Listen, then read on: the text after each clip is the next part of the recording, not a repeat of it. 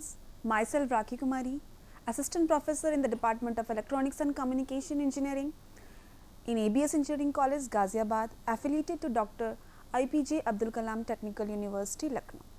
Today in the series of optical communication lectures, I am going to discuss with you modes in a planar guide, phase and group velocity. In the today's lecture, first I am going to discuss with you modes in a planar guide. So, before going through that, we have to discuss about the guide. So, what is guide here? Waveguide, and our waveguide which we are considering for the optical communication is the optical fiber.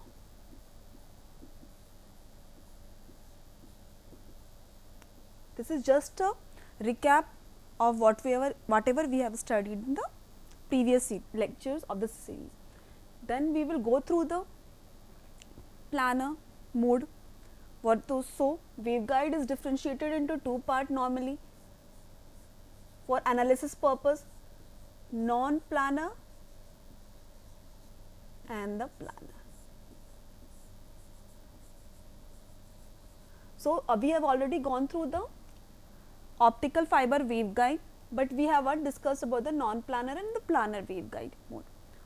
So, in this in the coming slide, I will discuss with you planar and non-planar. Then we will discuss about the modes. After that, we will discuss about the general perception of the phase and group velocity which exists during the any type of communication. And in continuation with that, we will go through the phase and group velocity in the optical fiber. So, here comes the planar guide. So, before discussing anything about the planar guide, because our discussion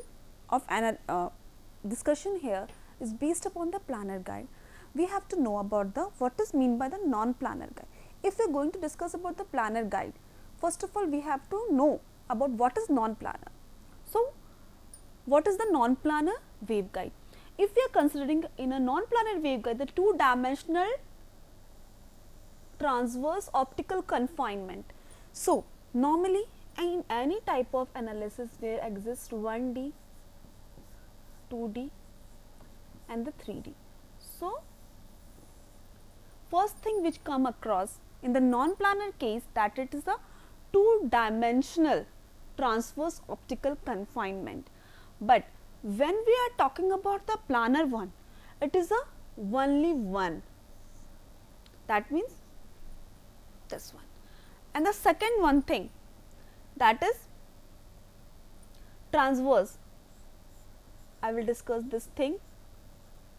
What is the transverse meaning? This is about to be discussed. Transverse optical confinement, that means we are talking about the optical rays. The core is surrounded by the cladding in all transverse direction, that is in the two-dimensional x and y both. When we are talking about the 1D, that means out of any, let us example we are considering the Cartesian coordinate. So, x, y and z. So, out of this three coordinate, we are considering only one, either x, either y, either z, when we are talking about the 1D. But when we are talking about the 2D, that means I am considering x, y or y, z or z x. These are the three groups. Out of these three groups, I can consider any one of this. Then it will called as the 2D. And when we are talking about the 3D, that means we are considering all the three coordinates. That means we have no more option, we have just a single option. So, if we in a non-planar waveguide, we are considering the two-dimensional confinement of the optical, then that is why it is coming an xy here, and in the case of planar it is coming only nx. So, we can easily differentiate that here the terms comes in the 2 dimensional, here the comes in the 1 dimensional. So core is surrounded by cladding in all transverse direction. That means कि आपका जो core है it is surrounded by the cladding in all the transverse direction. Transverse term means perpendicular.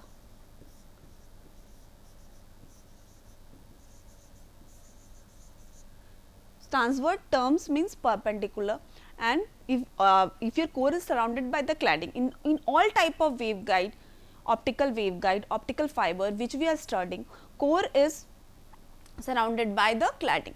But if the core is surrounded by the cladding in all the transverse direction, then it is called as the non-planar waveguide, and in that case n is basically our refractive index. N is our refractive index. So n is a function of x and y. That means n is going to vary with x coordinate also as well as y coordinate also. But when we are talking about the planar waveguide, core is sandwiched between cladding layer in only one direction. That means there is no consideration of two direction, either it will consider x, y or z, either of the three. So it will sandwiched between the core is sandwiched between the cladding layer in only one direction, and in that case our refractive index, that is n, is a function of either x, either y or z. It can't be a function of x and y both, and in that case refractive index profile is always written as n under bracket x.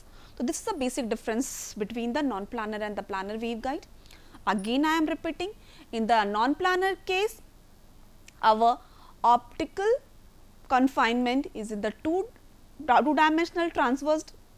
That means our core is surrounded by cladding in all transverse direction, and refractive index profile is a function of x and y or y and z or z or x.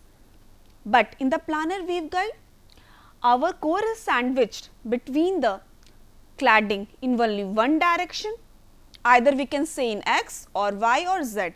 It can't be possible to have a in all the three direction, and our refractive index profile is a function of either x, y or z. So this is the difference between a planar and a non-planar waveguide, and in the next coming slide I am going to discuss about the planar one.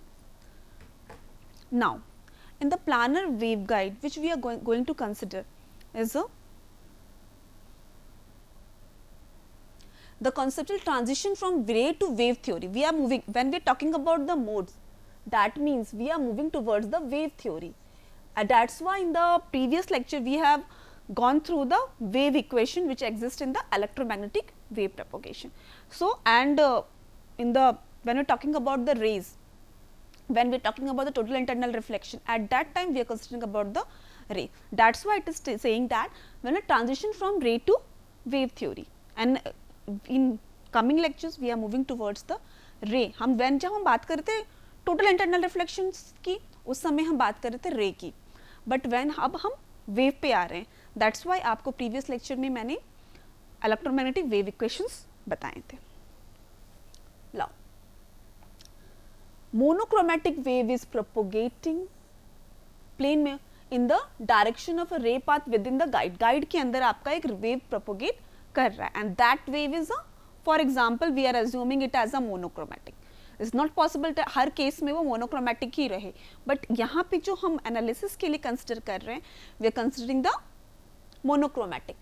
और जब refractive index core का n1 है तो according, अब जब n1 किसकी refractive index थी, n1 हमारे कोर की रिफ्रैक्टिव इंडेक्स है, और जब कोई भी रे वेव उसके अंदर जाएगा, कोई भी रे उसके अंदर जाएगा तो उसकी वेवलेंथ में चेंज होगा. अगर इनिशियली उसका wavelength for the free space is lambda, तो after entering into the core it's wavelength changes to n upon lambda, lambda upon n1 it changes.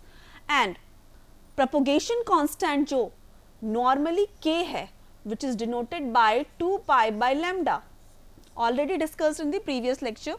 तो जो propagation constant हमारा 2 pi upon lambda है at the free space, that will change into n1 into k. So we can easily see that refractive index plays a very important role in the wavelength, क्या values होंगी, propagation constant की क्या value होगी. अगर वो dependent है आपके refractive index पे, तो of course we can say that whole propagation constant, whole wave propagation जो प्रोसेस है, that is dependent upon the our refractive index.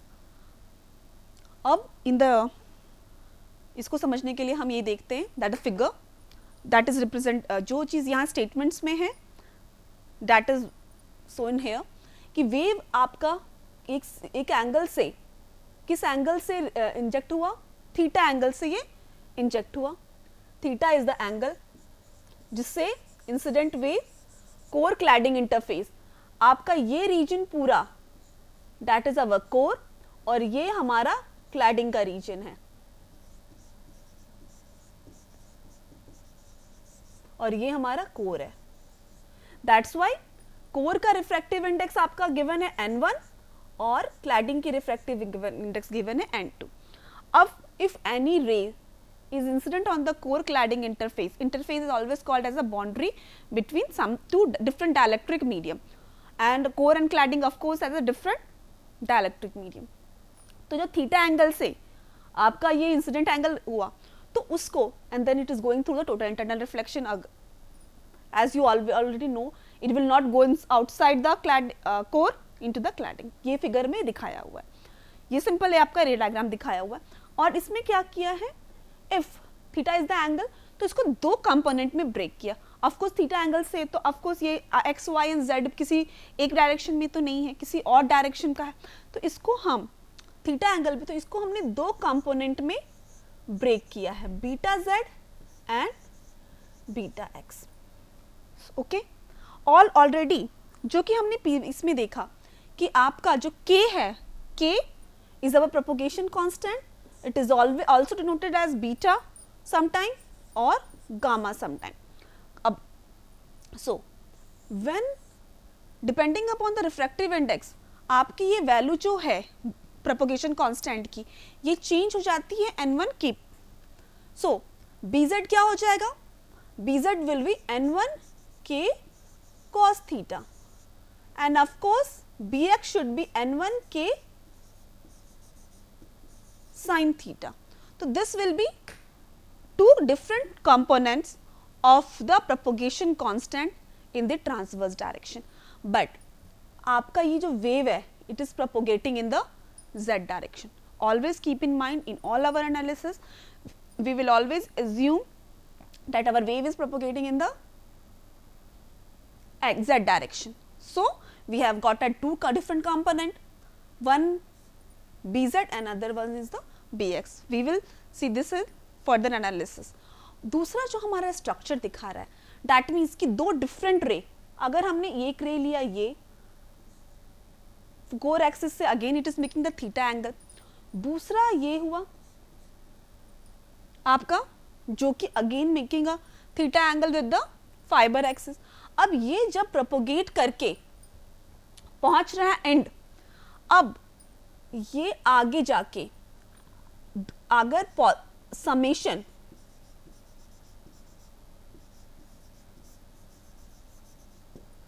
या डिफरेंस होगा दो रेज का, ये दोनों रेज हैं, दो रेज साथ में आपके एंड पॉइंट पे मिल रहे हैं, बट आइदर हम उस दोनों उस रेज को की वैल्यूज को ऐड करेंगे या डिफरेंस करेंगे, दैट डिपेंड्स अपॉन कि उसका फेज वैल्यू क्या है, फेज कांस्टेंट क्या है. अगर कंस्ट्रक्टिव इंटरफेरेंस कैसा है, कंस्ट्रक्टिव इंटरफेरेंस और डिस्ट्रक्टिव इंटरफेरेंस, दो तरह का इंटरफेरेंस होता है आपका. कंस्ट्रक्टिव इंटरफेरेंस जब होगा उस केस में दोनों में समेशन होगा, जब डिस्ट्रक्टिव इंटरफेरेंस होगा तो उस केस में डिफरेंस होगा. तो अगर यहाँ for example we are showing the constructive interference, तो कंस्ट्रक्टिव इंटरफेरेंस जब भी होगा तो always keep in mind centre में इलेक्ट्रिक फील्ड की वैल्यू मैक्सिमम होगी, और as it is move towards the and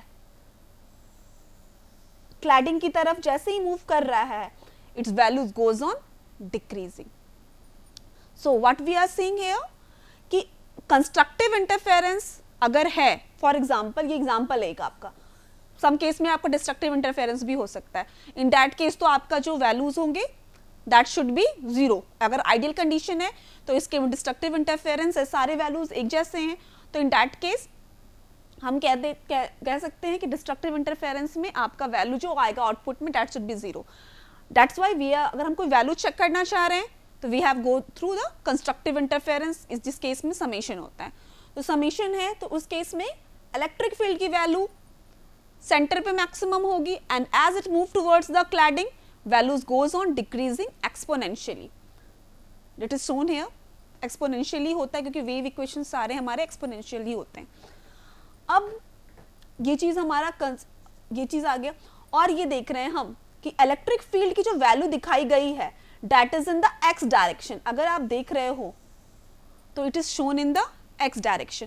तो what we are getting here, our wave is propagating in the z direction.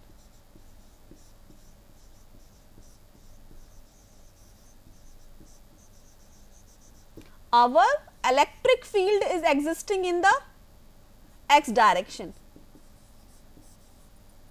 क्योंकि जिस डायरेक्शन में वेव प्रोपोगेट कर रहा है उस डायरेक्शन में इलेक्ट्रिक फील्ड एग्जिस्ट नहीं कर रहा, उसके ट्रांसवर्स में कर रहा है.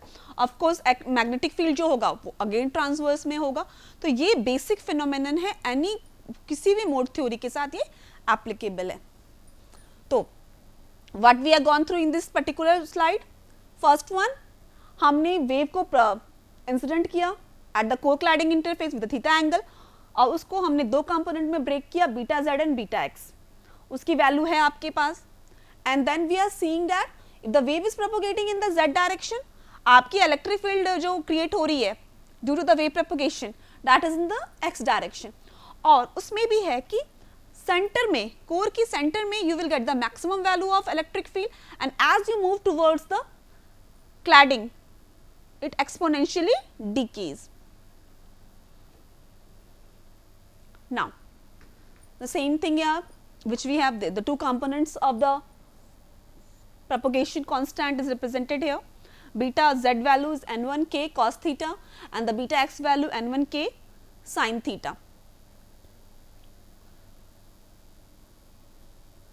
Ab now the question arises, what is the mode?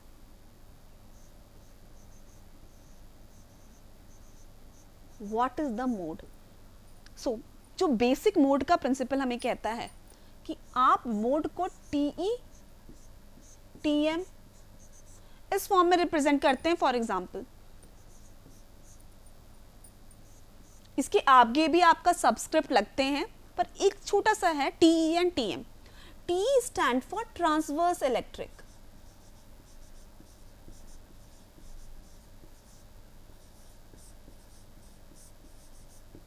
and the TM stand for transverse magnetic.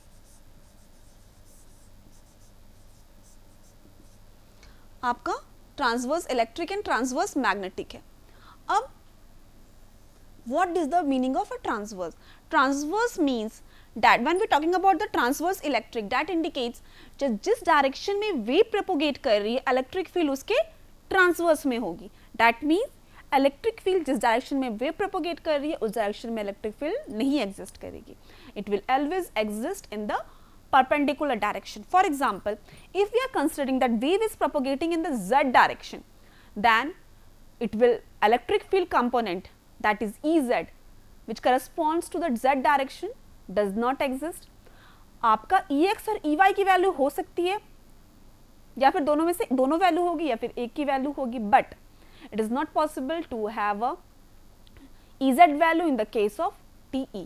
Similarly, in the case of a TM, when we are talking about transverse magnetic, that means जिस direction में wave propagate कर रही है उस direction में magnetic field का component नहीं होगा. That means there will be no component in the of SZ in the case of a TM mode.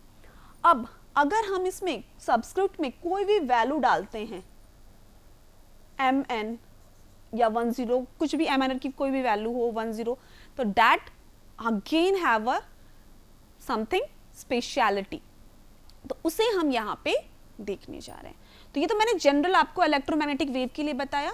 Now we are moving towards the planar waveguide. अब planar waveguide में if we are consider it is going through the constructive interference, then आपका phase अगर 2m pi है तो then there will be a constructive interference and m is an integer and that defines the your mode. m की जो value होगी वो define करेगा कौन सा मोड है. ठीक है, अगर m की वैल्यू, अगर आप कंस्ट्रक्ट फेज की वैल्यू आपकी फॉर एग्जांपल आ गई 2 पाई, in that case we can easily say that m is equal to 1. तो in that case our mode, इसे हम T1 कह सकते हैं. बट अगर हमारी फेज की वैल्यू आ गई 0 तो हम कह सकते हैं T0 मोड. तो इसके बेसिस पे m के वैल्यू के बेसिस पे हम डिसाइड करते हैं what will be the mode. The stable field distribution in the x with only periodic z dependence is known as mode. हमारी जो वेव की इलेक्ट्रिक फील्ड की डिस्ट्रीब्यूशन है वो हम देख रहे हैं एक्स डायरेक्शन में.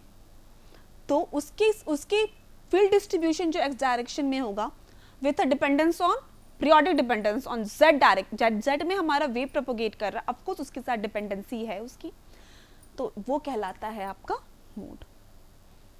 नाउ इसमें आपका मोड का डिस्ट्रीब्यूशन दिया हुआ है जो उस केस में दिया हुआ था, that is for the 0 T0. ये आपका जो फिगर था इसमें आपका T0 के लिए था 0 mode, m is equal to 0 के लिए था. We can easily say that यहाँ पे आपका वेव का जो शेप है, आपका पूरा वेव कंप्लीट भी नहीं हो रहा है. This is just a half wave in the case of a T0 and now T1 complete wave is forming here in the case of a T1. तो this is the electric field distribution in the x direction with reference to the wave propagation in the z direction for T1. In this case m is equal to 1, that is 2m pi जो हमारा phase होना चाहिए at the end वो हमारा हो रहा है 2 pi. Similarly ये हमारा T2 का केस है, you can easily see the difference. m इसके केस में 2 है, you can have the value of a of course कि क्या वैल्यू होगी m आपकी फेज की, और this is the case of T3. इसी तरह हम और भी बहुत सारे जितने मोड्स हैं, ये तो लोअर मोड्स के मैंने दिखा दिया आपको, you will have a higher modes के भी आप देख सकते हो कि कैसी होगी figure. And now phase and group velocity. तो जब हमारी वेव प्रोपोगेट करती है, जब सिंगल एक वेव प्रोपोगेट करती है तो हम उसकी जो वेलोसिटी होती है that is called as the phase velocity and that is represented by Vp is equal to omega by beta. But it is not possible in all the case. Of course मैंने भी एनालिसिस में आपके एक perfectly monochromatic light wave लिया, अभी जो previous slide में मैंने एनालिसिस की, but at that time also I have told you कि ये पॉसिबल नहीं है कि हमेशा आपको एक परफेक्टली मोनोक्रोमैटिक लाइट वेव मिले. तो अगर आपको डिफरेंट रेज मिल रहे हैं having a different values of propagation constant and all this wave velocity, so आपकी वेलोसिटी डिफरेंट आपकी है लाइट रेज की, तो of course that will affect the velocity at which the wave front is moving. That is light energy is generally compose some of plane waves compose different frequencies की रहती हैं, और this packet does not travel at the phase velocity. किसी individual wave की phase velocity से तो वो travel नहीं करेगी. तो हम कैसे डिफाइन करेंगे उसके केस में कि वेलोसिटी क्या है जो वेव हमारी प्रोपोगेट कर रही है वेव गाइड में. तो that is defined with the help of group velocity. तो हम जब भी वेव गाइड के अंदर प्रोपोगेशन की बात करेंगे वेव्स की, तो हम कभी भी फेज वेलोसिटी के टर्म्स में कर नहीं सकते, क्योंकि it's a very rare thing कि एक सिंगल फ्रीक्वेंसी की मोनोक्रोमैटिक लाइट प्रोपोगेट कर रही है. Normally different frequency different velocities की लाइट प्रोपोगेट करती है. तो that is defined with the help of group velocity and that is given by Vg upon Vg is equal to del omega upon del beta. Of course omega is your angular frequency and beta is your propagation constant. Here it is going just try to represent the figure जिसमें different different frequencies की जब आपकी wave propagate करती है तो it is represented with the help of envelope. जब उसको पूरा कंबाइन करते हैं it's represented in the form of envelope and इसकी वेलोसिटी हमारी Vg से डिफाइन होती है. Now just group phase and group velocity in the case of optical fiber. Optical fibre में जो वेव प्रोपोगेट कर रहा है that is propagating in the, जो हमने अभी तक एनालिसिस में की है कि वेव हमारा प्रोपोगेट कर रहा है जेड डायरेक्शन. और अगर वेव प्रोपोगेट कर रहा है जेड डायरेक्शन में तो as shown in the previous slide wave propagate कर रहा है जेड डायरेक्शन में और हमारा propagation constant in the z direction है beta z equal to n1 k cos theta. तो I am just taking that one here, beta is equal to n1 k cos theta. और अगर cos theta अगर हम इसको ले रहे हैं तो cos थीटा अगर हम 0 लेते हैं क्योंकि आपको z डायरेक्शन कोई कंसिडर कर रहे हैं, कोई डायरेक्शन में कंसिडर नहीं कर रहे हैं, प्रोपोगेशन हो रहा है, तो this will be represented as n1 k. If you are assuming कि थीटा आपका 0 है तो आपका n1 k हो गया. k की value which is our propagation constant is 2 pi by lambda already discussed. तो this can be n1 2 pi upon lambda. If और फिर हमें ये नोन है कि हमारा जो लैम्डा होता है, आपका जो c होता है that is represented by f into lambda. So lambda can be written as how c by f. So हमारा जो ये इक्वेशन है उसको हम कैसे लिख सकते हैं, n1 2 pi बाय लैम्डा जो है हमारा, इसे हम लिख सकते हैं n1 2 pi lambda is equal to c by f, c numerator में f, which can be written as n1 2 pi f is equal to our angular velocity and which is represented by omega, n1 omega by c, which is shown here. Now phase velocity as always given, it is given by vp is equal to omega by beta and omega 2 pi by f and beta 2 pi upon lambda. So this is f into lambda is equal to c here, and of course with respect to n1 हमारा beta change होता है. So this is,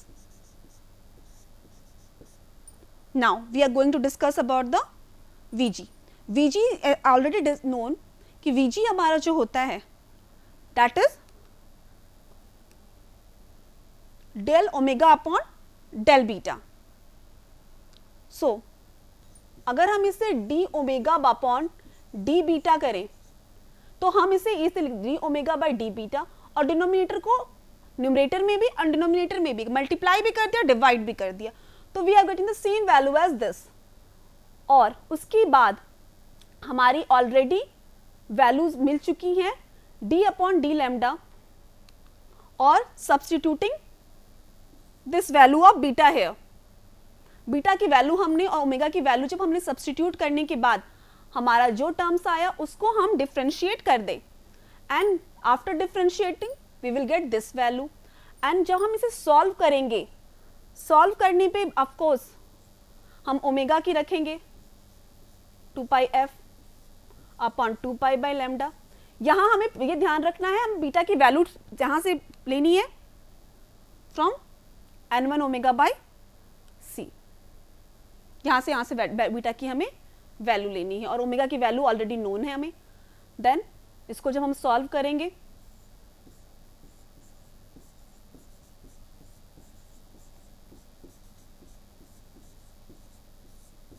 ये denominator में आएगा, of course इसे cancel करते चले जाएं और उसके बाद लैम्डा स्क्वायर हम करते हैं तो what we are getting lambda d n1 upon D lambda minus n1 upon lambda square. Lambda ये कैंसिल, तो f into lambda is equal to c और इसको हम डिनोमिनेटर में ले आते हैं.